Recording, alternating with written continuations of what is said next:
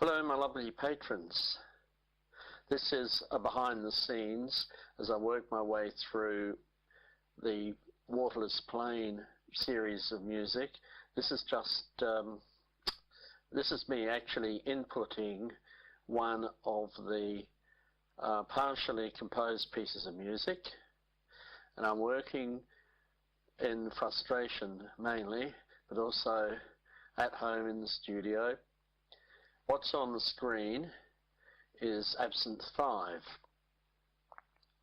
with its lovely compendium of thousands upon thousands of sounds. Why try designing a sound when much better designers than me have already designed them? Mind you, finding the one you were intending to use when you failed to take any notes whatsoever and you've forgotten its name, you can only vaguely remember where it is in the several thousand sets of notes, and you wave your hands in rage, sometimes leads to issues. What I'm doing at present on the screen right now is working through a multiple of sounds, one by one. I'm using the mouse to move through the choices and trying them out on the little ancient M-Audio Ozone MIDI controller, which is what I'm actually using to input. Now that's only 2 octaves, and they're only 2 octaves if you're playing in C, so an awful lot of things get input in C and then modulated later through the miracles of modern technology. The computer keyboard is just in front of it. Of course, the mouse is out of sight. That's why my left hand disappears from time to time. It's to torment the mouse, which has just been replaced because the earlier mouse died from maltreatment. Now, I still clearly haven't found the track I am looking for, or the particular. So, oh yes, I have. I've just moved it across. Isn't that wonderful? Okay, I've switched to the performance page of Absynth, and now you can see I'm twiddling, and the little yellow lines are zapping to and fro on the actual display in front of me as I get the sound right, or wrong, as the case may be. Red lights changing numbers, and there is also a game of, what's the pig game, Deb, that you and Sophie were playing? There's a pig game going on in the background after dinner on the dining room table, which is also tending to throw me off. Now, I'm still fiddling to get the sound right. I regret that I mucked up the recording of this, so you can't hear. You could hear the pig game going on at the table, but I don't think that would help much. I didn't patch in a recording of what I was actually doing while this was being set up. However, apart from the hand waving around and karate chops in the hopes of, I'm trying to find the record buttons and change the length of time so that it doesn't suddenly stop recording. Now that I've done that, I've just clicked on Notation Composer and I'm bringing that up. This is the MIDI recorder sequencer, and it's also what I can edit in Notation subsequently if I need to, or add things. This will record not just the notes, but it will also record every move on every MIDI controller.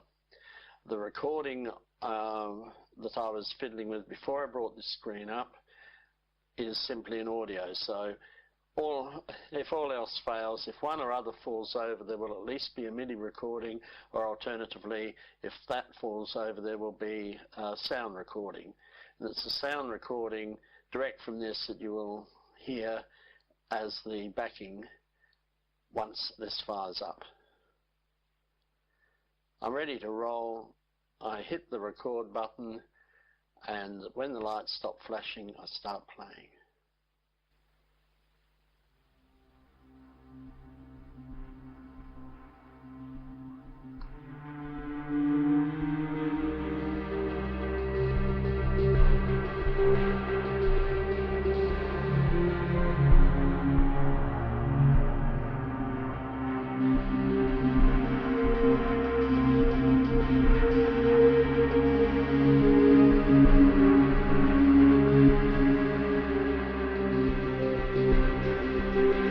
Because this is only a 2-octave keyboard, all sorts of naughty things will be done to make it into a 4 or 5-octave keyboard. Most of them involve, while holding down one set of notes, surreptitiously reaching across, twiddling knobs and pushing buttons. And the trick is to make it sound like there isn't a panicked keyboard operator doing it. It's a bit like musical sausage making. The result is really nice, but it doesn't look wonderful when it's being produced. Change of octave there.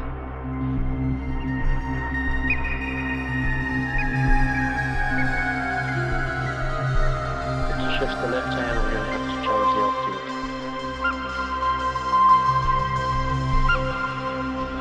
And to get where I want with the right hand, it has to go back again. This will happen a number of times. We jump from one hand to the other.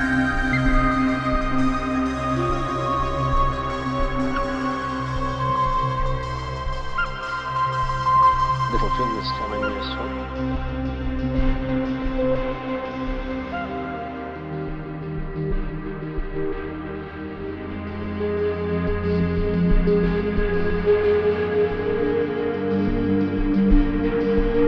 I don't have to be a virtuoso with this particular patch, this particular sound sample, because of course it has its inbuilt rhythm running inside it. So all I need worry about, I'm obviously indecisive here, all I need worry about is the harmony and the melody and where I want this piece of music to actually go. Surprisingly, I do know where I want it to go. Sometimes though, it goes in another direction.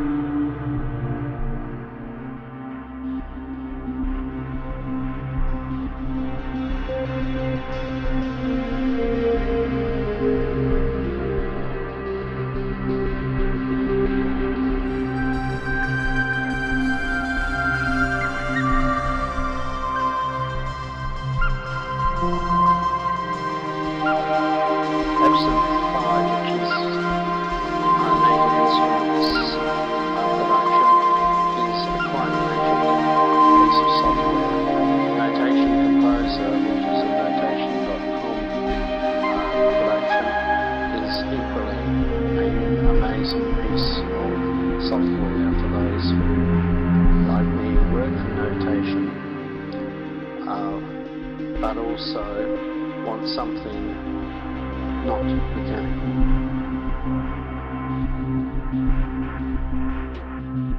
I have no idea what I'm doing there.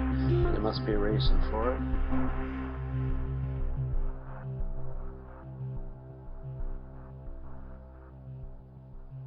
It would appear we've finished.